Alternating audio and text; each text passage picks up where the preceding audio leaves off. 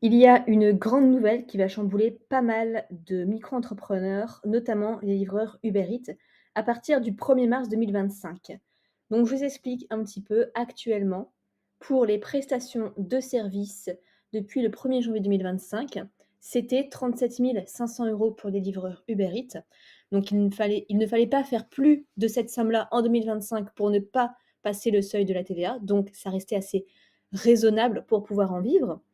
Et on avait même un seuil de tolérance à 41 250 €.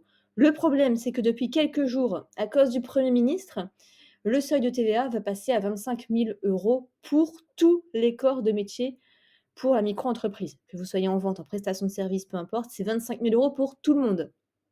Donc ça s'appliquerait à partir du 1er mars 2025. Comment il l'a passé? Bien sûr, de force avec le 49.3 sur la loi de finances 2025.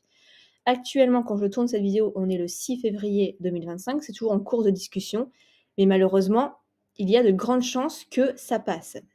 Il y a beaucoup d'articles sur ça, donc on a même une pétition pour la Fédération nationale des auto-entrepreneurs.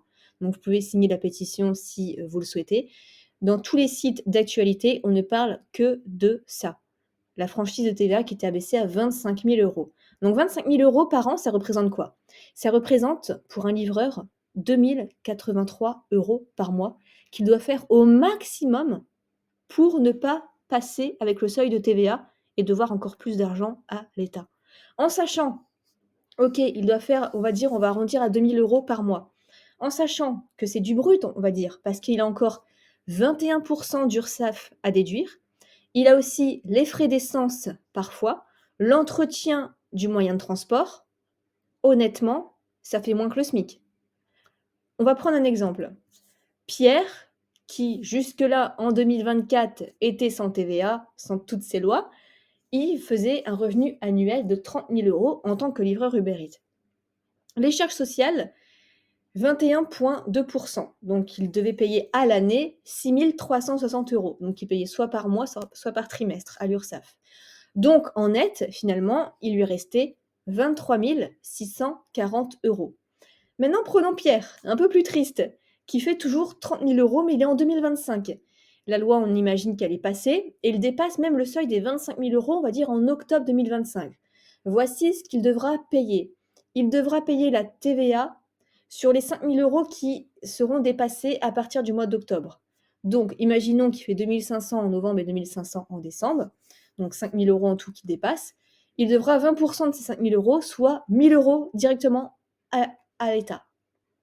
Plus les cotisations sociales sur son revenu après TVA, 6 148 €. Alors là, les cotisations sociales sur son revenu après TVA, c'est calculé après donc du coup la TVA, donc c'est un peu moins, mais bon, ça fait quand même une différence. Et le revenu net final après TVA et charges sociales, il lui reste bien moins, il lui reste 22 852 €. Donc, avec le même exemple, la différence entre 2024 sans TVA et 2025 avec TVA, pour Pierre, elle est de 788 € quand même de moins en revenu net. Donc en 2025, avec la nouvelle loi, il gagne 788 € de moins qu'en 2024 à cause de la TVA. Alors, comment faire si je dépasse?